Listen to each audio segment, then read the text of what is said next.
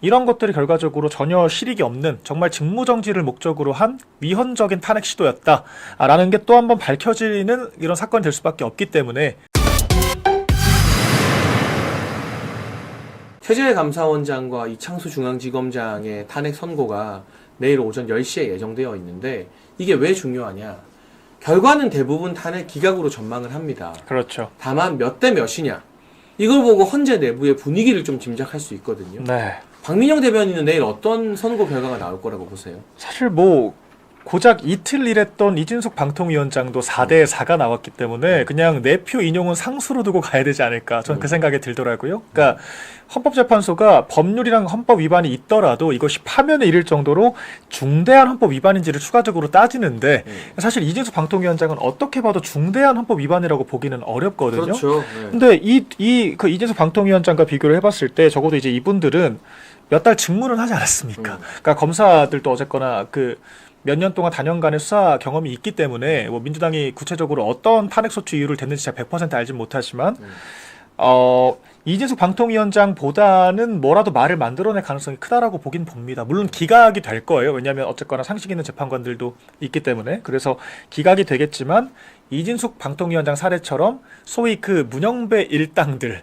아마 그쪽에서 뭔가 민주당에게 면죄부를 주기 위한 그런 사유들을 만들어낼 것 같습니다. 왜냐하면 지금 민주당이 그 뿌려놨던 그런 씨앗들이 다 부메랑이 돼서 돌아오고 있잖아요. 그러니까 탄핵도 다 소추를 해놨더니 결과적으로 다 기각이 되고 있습니다. 그러니까 직무정지를 비롯해서 또 이제 변호사들도 야당한테 다 몰아줬다는 거 아니에요. 그래서 이게 세비 낭비 4억 이상 변호사비로 세금이 낭비가 됐다라고 하고 그러니까 이런 것들이 결과적으로 전혀 실익이 없는 정말 직무정지를 목적으로 한 위헌적인 탄핵 시도였다라는 게 또 한 번 밝혀지는 이런 사건이 될 수밖에 없기 때문에 최대한 그런 민주당의 부담을 줄여주고자 그 일부 재판관들이 또 뭐라도 핑계를 만들겠죠. 그래서 안타깝지만 상식적으로는 당연히 8대 0으로 기각되는 것이 맞지만 그러니까 0대 8 기각이죠. 전의 사례와 현재 문영배 이제 일당들의 패턴들을 봤을 때는 뭐라도 적어서 낼 것이다. 그렇게 예상이 됩니다. 그런데 지금 중요한 지적 저희가 어제도 이야기했지만 이런 일방적 탄핵을 하는데 국민의 세금이 4억 6천이 들었어요. 예. 그런데 이 변호사들 명단이 오늘 일부 공개됐거든요. 맞습니다. 좀 충격적입니다. 이진숙 방통위원장을 탄핵하는데 국회 측이 내세운 변호사들 일단 이윤태 이 사람 뭐 하는 사람이냐? 이재명의 대선 후보 법률 특보였어요. 맞아요. 네. 네. 그리고 장주영이라는 사람 문재인 정부 때 법무공단에서 이사장을 했던 사람이에요. 네. 결국 자기 식구들한테 변호사비 챙겨준 거죠. 예. 이진숙 위원장은 탄핵 기각이 됐고 그렇죠. 그리고 이재명을 째려봤다는 이유로 탄핵당한 정말 세계사에 길이 남을 탄핵 사유를 가진 박성재 법무부 장관 국회 측 변호사 누구냐면 이원구라고 네. 문재인 정부 때 청와대 반부패 비서관을 했던 사람입니다. 또 윤석열 대통령을 탄핵 소추하는데 국회 측이 선임한 법률 대리인 변호사들은 일단 이광범, LKB라는 이 완전 좌파 로펌의 핵심이죠. 네. 사주인데 이 사람은 MB, 즉 이명박 전 대통령 특검 출신이에요. 예. 그러니까 옛날부터 민주당의 칼이었던 사람이에요. 박혁이라는 사람은 민주당 윤리심판원장 출신이고요. 이금규는 민주당에서 김건희 여사 비리규명 심판본부라는 게 있대요. 거기에 법률 자문을 하는 사람이에요. 김희수는 잘 알다시피 문재인 정부의 공직자윤리위원장이었고 네. 서상범 문재인 정부 법무비서관, 송두환 문재인 정부 인권위원장.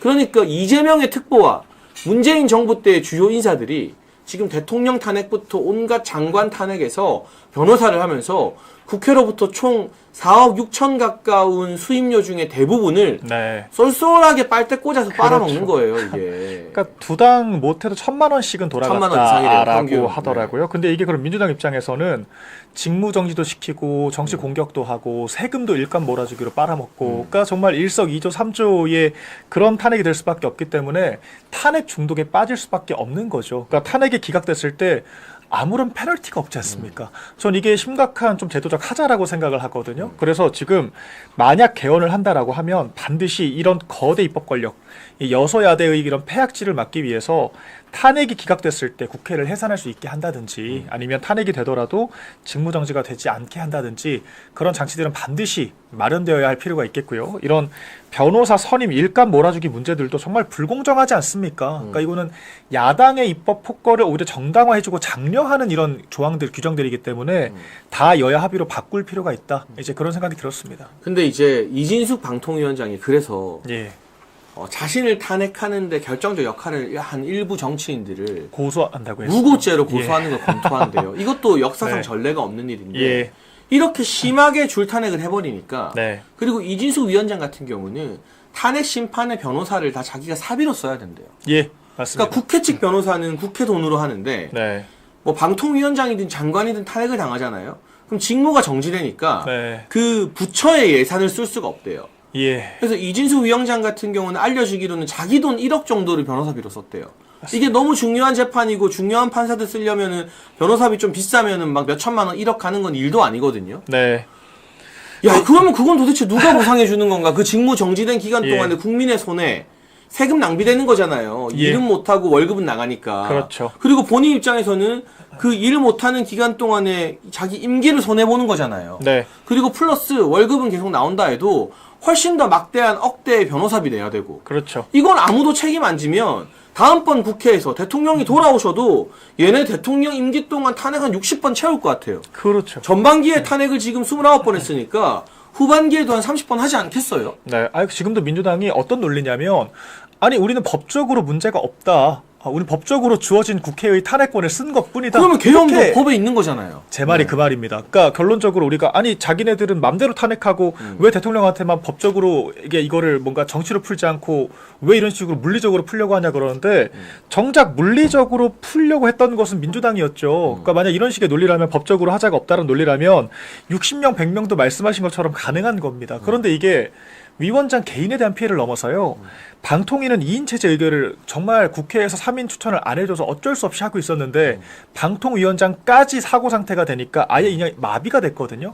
지금 업무가 마비가 된 상태에서 결과적으로 방통위가 MBC만 다루는 곳이 아니지 않습니까? 기관이. 거기 이제 해외 법인들에 대해서 과징금 처분도 해야 되죠. 그다음에 이제 MBC나 KBS1 같은 경우에는 지금 무허가 방송을 하고 있습니다. 방통위 마비가 돼서. 그러니까 그런 재허가 같은 것들도 해야 되죠. 여러 이제 민생 법안들도 처리를 하는데 그 직무정지 시간 동안 발생했던 국민적인 피해는 누가 보상을 할 겁니까 대체? 그러니까 이런 부분들은 정말 국회를 상대로 방통위원장뿐만 아니라 정말 국가적으로 범국민적으로 고소를 들어가야 될 사건들인 거예요. 다 피해 당사자들인 거죠, 국민들이. 그렇죠. 네. 그러니까 이럴 정도로 심각한 사안인데 민주당은 아직 너무 가볍게 보고 있고 이것을 바로잡을 힘이 지금 국민의힘으로서는 없다. 헌법재판관들이 대동을 걸어줘야 되는데 이렇게 불합리하게 하고 있고 저희가 심지어 이 건수도 안 되는 탄핵마저 내일 4대4를 예상해야 하는 상황 자체가 정말 너무 비극적이고 참 황망한 상황이 아닐 수 없습니다. 근데 한편으로는 이런 마음도 들어요. 그냥 4대4 해라. 예. 문영배와 이미선한테 기대 안 한다. 그렇죠. 감사원장이고 중앙지검장이고 4대4 해라. 그래서 그냥 대통령 탄핵까지 끝까지 4대4로 가자. 예. 차라리 그런 마음이 들 정도로 지금의 헌재 재판관들에게 어떤 일말의 법관으로서의 마지막 양심이 있는가에 대한 기대도 많은 국민들이 사실은 그렇죠. 좀 접고 있는 그런 비극적인 상황이 예. 아닌가 싶습니다. 그러니까 이게 보수 성향 좀 재판관들뿐만 아니라 저희 정치인들도 그렇고 좀 공통점인데 학자적 양심이 너무 강해요. 그러니까 저쪽처럼 무조건 우리 편이니까 나 해준다 이런 개념이 없습니다. 저기는 그냥 무대포 철면피인 거잖아요. 맞습니다. 네. 그래서 사실 아무리 저쪽에서 문영배 소위 일당이 부당하게 판결을 하더라도 우리는 그래도 옳고 그름의 관점에서 법관답게 해야 한다는 인식이 있었을 거거든요. 네. 그런데 이렇게까지 정말 이렇게 막가파일 수가 있나? 어떻게 모든 건을 다 4명은 일단 상수로 찬성으로 가버리면 당연히 보수 재판관들도 사람인지라 예, 불만이 생길 수밖에 없거든요. 그리고 국민들도 이제는 너무 결과가 예측 가능하지 않습니까? 당연히 인용표를 던질 것이다. 그렇기 때문에 오히려 이런 막가파 행태가 제동을 거는 또 작용이 될 수가 있다. 그렇게도 보입니다. 그냥 문영배 이미선은 민주당이 탄핵하자고 하면 네. 젓가락만 꽂아놔도 너 젓가락 너 왜 젓가락 혼자 와 있어? 넌 쌍이 있어야지. 너 탄핵이야. 그렇죠. 할 양반들이에요. 보니까. 뭐라도 만들겠죠. 네, 예. 정말 뭐라도 만들 양반들이다라는 내일도 정말 기대가 됩니다. 정말 징하다라는 생각이 드네요. 진짜로.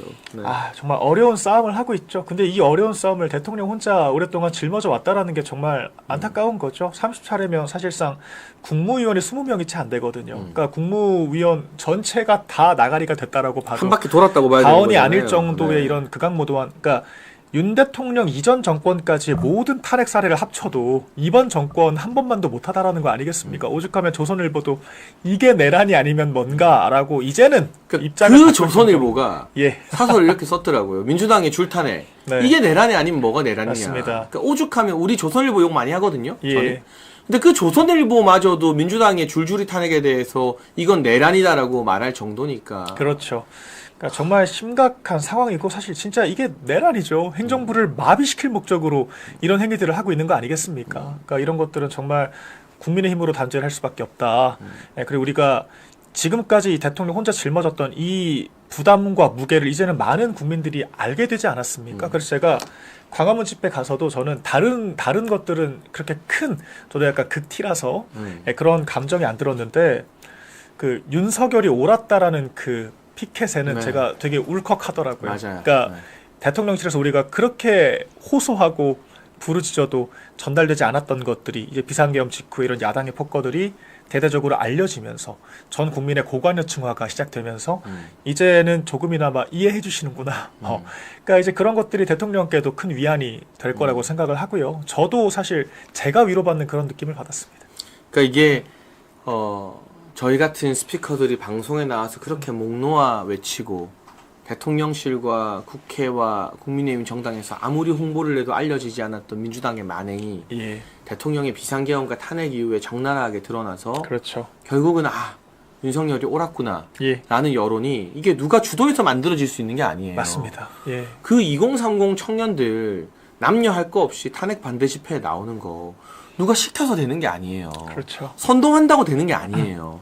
정말 요즘처럼 개인주의적인 세대가 없잖아요. 사실 그렇죠. 청년들 보면 단체로 어디 뭐 하는 거 제일 싫어하는 세대잖아요. 근데 이 추운 날씨에 나와가지고 대통령 탄핵 반대 목소리를 내고 전국 대학가에서 어떻게 보면 얼굴 박제되고 학교 에타에 뭐 몇 학번 누구 다 알려질 텐데도 탄핵 반대 시국선언 줄줄이 하잖아요. 그렇죠. 카이스트 같은 경우도 그렇고. 네. 저 호남의 전남대 조선대에서도 그거 하잖아요. 전북대도 그렇고. 이게 누가 시켜서 하겠어요, 이게? 맞습니다. 자기가 판단 없이 누가 선동돼서 이걸 하겠냐고요, 이거를. 하라 그러면 더 안 하죠. 하라 그러면 더 하네요, 하죠. 정말로. 그러니까 오히려 주입식으로 우리가 이런 위기를 호소를 할 때보다도 차라리 왜 이랬을까, 왜 비상계엄까지 해야 됐을까를 스스로 질문을 하면서 이렇게 뭔가 스스로 학습을 하게 된 것처럼 지금 이 탄핵 집회에 나오는 젊은 층들 역시 네. 누가 시켜서가 아니라 정말 나라도 안 나가면 큰일 나겠구나. 이제 이런 생각들을 하는 것이고 또 하나 그 저희 부정선거 관련된 그런 영상도 오히려 독일에서 이제 공영방송국에서 그렇더라고요. 보도를 했고 네. 그 시민사회에서 굉장히 강한 그런 반응들이 있었다라고 하더라고요. 그러니까 오히려 우리나라가 이런 젊은 층들은 피부로 느끼고 있는 약간 이 중국에 의한 그런 어떤 국정 개입이나 선거 개입 같은 그런 여러 위기 상황들에 대해서 너무 무딘 것이 아닌가? 저는 그 생각도 많이 들었어요. 왜냐하면 레거시나 야당에서 아예 입도 뻥긋 못하게 해버리니까 맞아요. 우리가 오히려 더 북한과 가까이 있어서 그들의 개입을 받기 때문에 아예 지령을 아예 내린다 그러지 않습니까? 그래서 우리가 오히려 더 큰 위기 상황에 직면해 있는데도 오히려 우리가 제도권에서 더 무뎠던 것은 아닌가 그런 생각이 들면서 정말 젊은 층들의 실존에 대한 위기의식, 이 절박감이 저도 많이 와닿더라고요. 네. 그래서 지금 이렇게 자발적으로 만들어진 여론이 이제 1주 내지는 2주 예. 안에 어려움 끝에 성과를 볼 때가 다가오고 있다. 네.